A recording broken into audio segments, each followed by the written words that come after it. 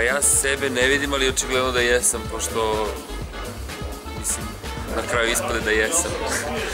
Posle ovoliko godina izgleda da jednostavno se to samo od sebe nekako izgradilo, jednostavno, i prepoznatljivo ime i mislim, nikad nisam razmišljao o tome ranije, ali onda kad sam počeo da razmišljam sam shvatio da sam sasvim slučajno napravio i specifično ime i specifičan stil muzike i svega, i onda to možda se je oblikovalo u neki, da kažem, brend.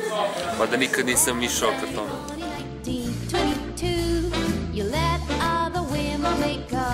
Pa nije ista, zato što ja ne želim da bude ista, prva stvar, zato što bilo bi suludo da je ista 15 godina, umro bi od dosadno. Ne, u istom pravcu se kreće.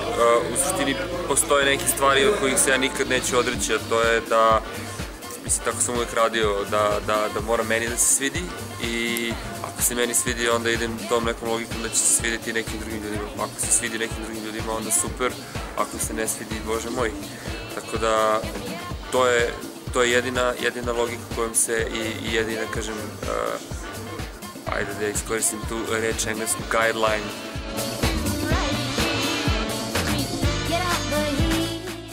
Lokalnom ne znam, mislim, verovatno može, ali ne mnogo dobro.